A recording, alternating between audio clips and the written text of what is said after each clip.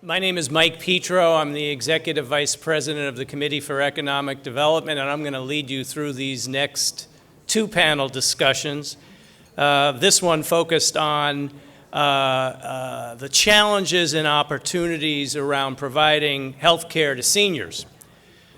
Now, America is experiencing a surge in its retirement population, but Medicare in its current form stifles the ability to deliver care that's both high quality and affordable. As our research at CED shows, much of the solution lies in better harnessing market forces.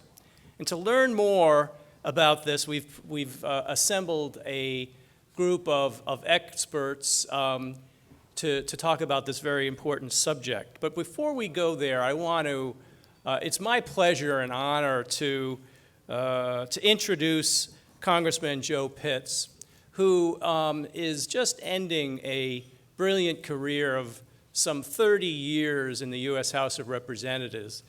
Congressman Pitts has served on the Subcommittee of Health and House of Education Committee and has introduced numerous bills on the issue of health care. He's also been a friend of CED's. He has talked to this group before. He has met with our trustees, and he's been a brilliant statesman. Before joining Congress in 1997, Congressman Pitts was a member of the Pennsylvania House of Representatives for over 2 decades. So this gentleman has devoted his life to his fellow citizens, to his state in Pennsylvania, and to his country. I welcome Congressman Joseph Pitts.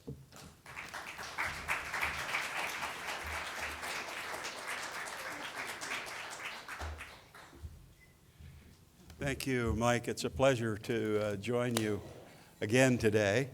And I am missing the leadership elections, but members who are retiring don't get to vote in those elections, so I'm not really missing anything. But thank you for having me here today.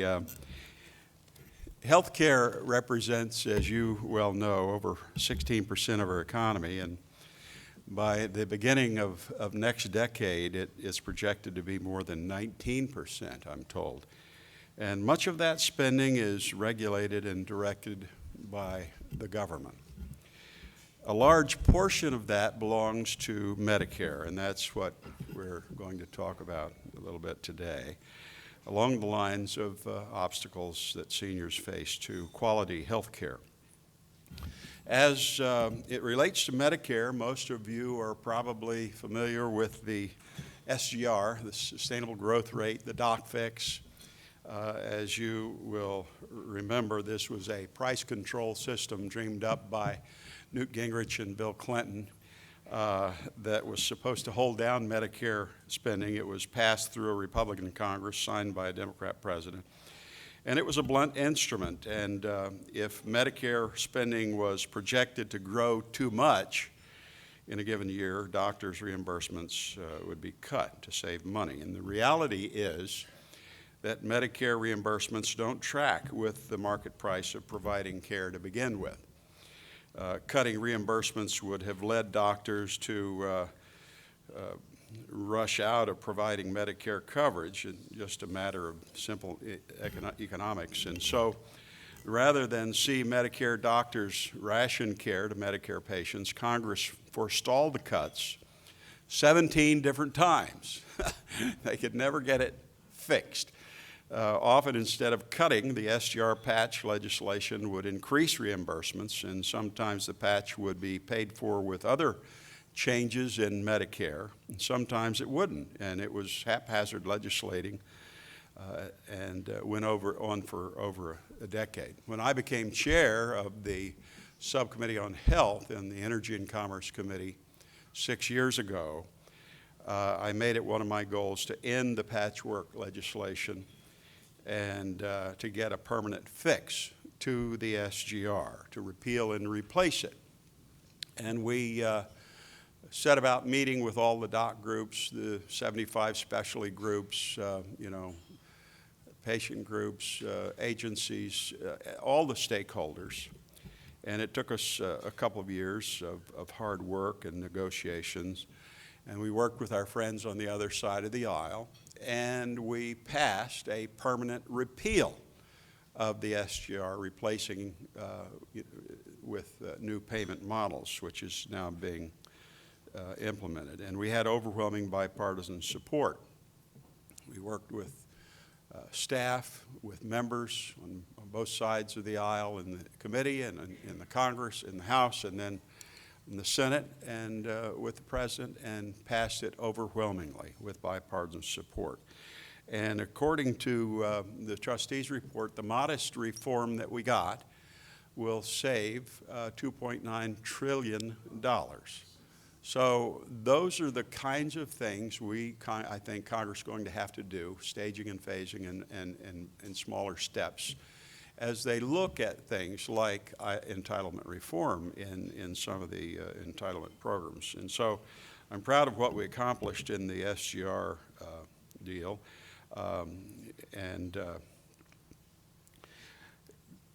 It's far from the kind of measure that is needed to ensure that we save and strengthen Medicare for the long term for our children and grandchildren, but it is a step in the right direction, and we need to continue along that path. Medicare is still an open-ended entitlement that is projected to explode the federal budget in coming years, and if we don't do something about it, government health spending will crowd out pretty much every line item in the budget. Defense, transportation, housing, education, everything. So some of our colleagues don't seem to be interested in reforming the entitlement programs that were created. In fact, some have promised doctors that the SGR would get fixed with the Affordable Care Act, and that promise was dropped when the price tag was too big. The fact is that it's easy to create new government programs, very hard to make existing ones actually work and stay within budget. So we need to continue along this path of reform as far as health care is concerned in creative ways that will help hold the line on spending. The great news is that the American people have spoken, and we're going to move forward to do just that. I'm pleased. Some people ask me, when I go to these town meetings, do Republicans really, believe in health care reform? They know what that is? Well, I tell them that we created Medicare Part D, and that came in under budget. It's grown far below the rate of inflation. In the same legislation, we created Medicare Advantage programs, and that gives seniors new options for their care managed by private insurers. And those plans are very popular, especially with low-income seniors, and participants have better health outcomes. Medicare Advantage's enrollment actually increased from 6% of all beneficiaries in 1992 to 31% in 2016. And 31%, that means almost a third of seniors use it. That's how popular it is. And harnessing the power of competition for regular Medicare, like Medicare Advantage, seems to be the key to preserving it. Medicare Part D is extremely popular as well with the seniors. I had a town meeting with the seniors group last week in my district, and they love it. The way Medicare is currently structured, it doesn't incentivize high-quality health care. It doesn't keep costs low, and as you all know, it's a fee-for-service based system. The more services the beneficiaries use, the more fees Medicare pays out, and the program is in over its head. Medicare reimburses health care providers directly, paying them separate amounts for surgery or routine checkups or any other service rendered. And for decades, the program has struggled to figure out the appropriate payments to make. Medicare Administrator Thomas Scully testified in 2003. He said this, quote, "My agency fundamentally spends most of its time trying to figure out what the right right price is to fix for family physicians in Anchorage or hospitals in Portland, end quote. On the other hand, Medicare Advantage, with the government contracts with private insurers to offer Medicare benefits, and then the private sector determines the best price to pay the doctors, and Medicare Advantage then uses that determination to pay a set amount for plans each month. And the amount of the plan pays doesn't fluctuate based on how many services the beneficiary receives. And it also allows beneficiaries to choose from more plans since it contracts with the private sector to provide those plans. And Medicare Advantage isn't perfect, but it's a step in the right direction. And that's why it's an additional relief that we now have. I hope an administration that we can work with a little better so that we don't constantly fear Medicare Advantage being arbitrarily cut. This has been, unfortunately, one of the favorite programs to decrease to offset the costs of the Affordable Care Act for the past couple of years. Some people have asked, and I started down this path, do Republicans really know about health care reform? Well, Medicare Advantage, Medicare Part D, health savings accounts was our idea. CHIP was our idea. Now, it was designed originally to be for poor children without health insurance.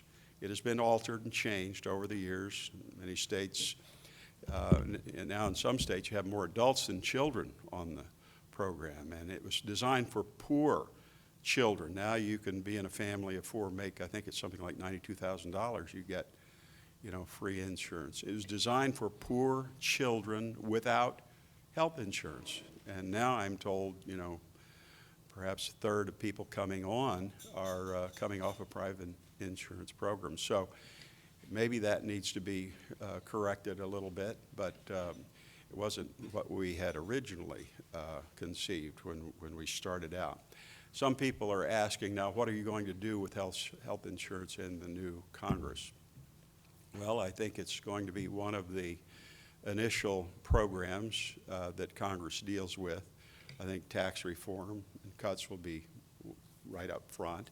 I think some immigration reform will be up front, but I think health care will be there. Now, with the Affordable Care Act, with the talk of repeal and replace, you'd only have so many opportunities to do that. Budget reconciliation is one. We haven't passed a budget resolution this year yet, so I think one of the things we'll do when we come back in December is a budget resolution, so we can have at least two opportunities for budget reconciliation.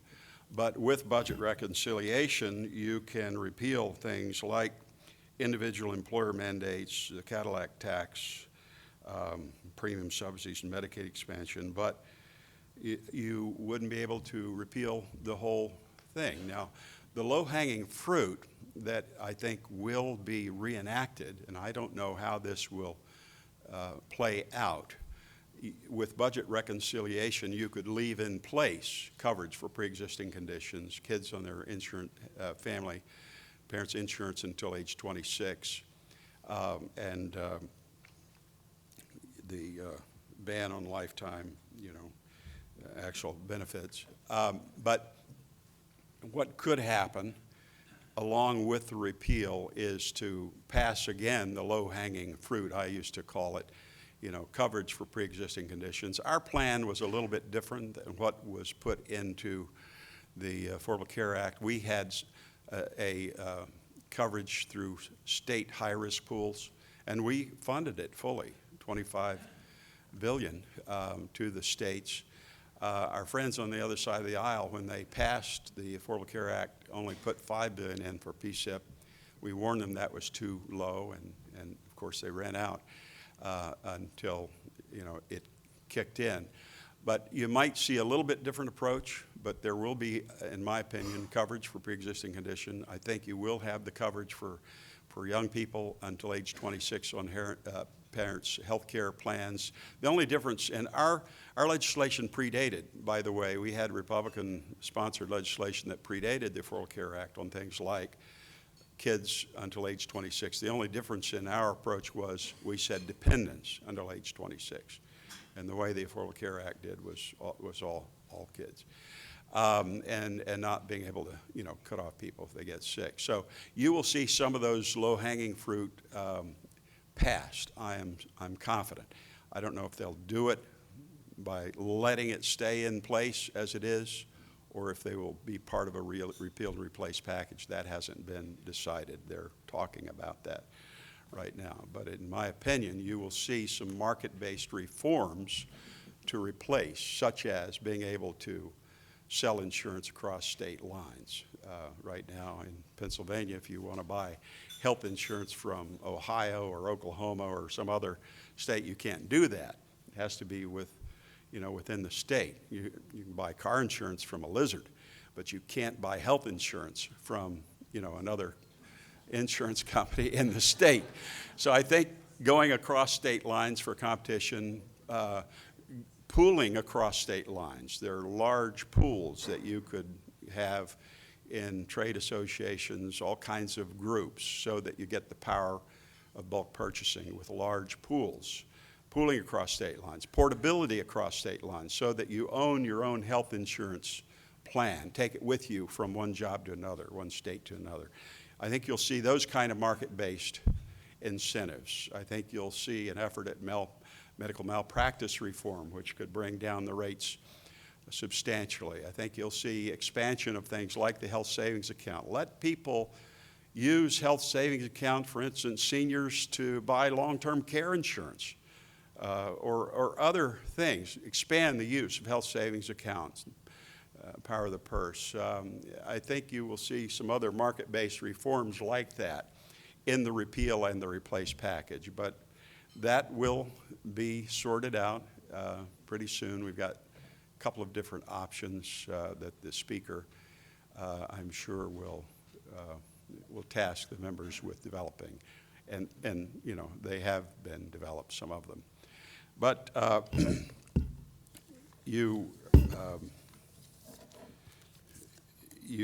think will see the highly unpopular IPAB, Independent Payment Advisory Board, go by the wayside, not permitting de facto ration care.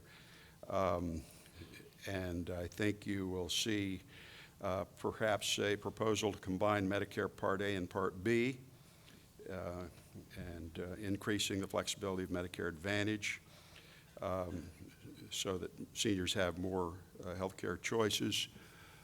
Remove certain constraints on health care providers that limit their decisions on how to best treat Medicare patients.